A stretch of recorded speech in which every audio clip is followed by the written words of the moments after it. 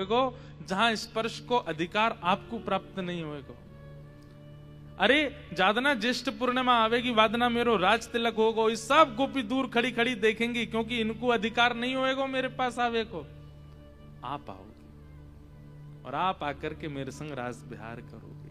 तो ये स्नान पूर्णिमा कुंज के भाव से अलग रूप में है और निकुंज के भाव से श्री यमुना जी के साथ रास है। इसलिए एक रात्रि पहले जो मटके में जल भरा जाता है, ये भाव रखा जाता है कि श्री यमुना जी हैं, और यमुना जी के भाव से फिर उनका श्रृंगार करते हैं, उनको केसर पधराते हैं। केसर पधरा करके मानो श्री यमुना जी अपने सर्वांगीण श्याम शरीर को केसर युक्त कर रही हैं।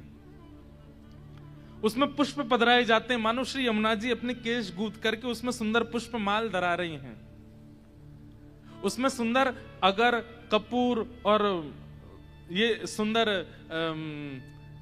इलायची आदि ये सब पधरा करके सुगंधित कर देते हैं, मानो श्री यमुना जी अपने मुख को सुंदर आस्वादित कर रही हैं, सुगंधित बना रही हैं। सर्वांगीण अंग को सुंदर सुंदर बना करके फिर उस पर वस्त्र पधराया जाता है। वस्त्र माने अब ये साड़ी पहन ली यमुना जी ने, उसके ऊपर कुमकुम से कुछ आकृति और छिड़के जाते हैं, मानो जैसे पत्रावली का श्रृंगार किया हो। और सब धारण करने के बाद फिर यमुना जी को नीचे चौक पुरा करके उस पर पधरा देते हैं ठाकुर जी के समीप। अब रात भर ठाकुर जी रास करते हैं यमुना जी के साथ, और रास करने के बाद प्रारंभ जैसे ही भोर होती है, वैष्णव जन आकर के, ब्रजवासी जन आकर के उसी जल से ठाकुर जी का अभिषेक कराते हैं।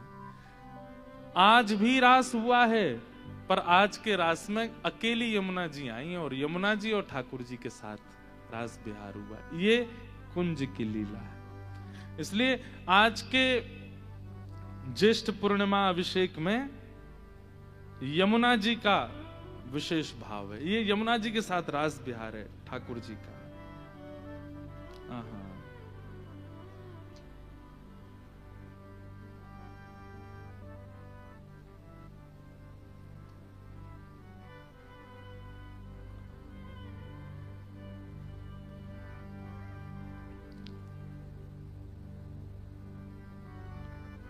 जमुना जल में है करत किलोले, जमुना जल में है करत किलोले, ग्रीष्म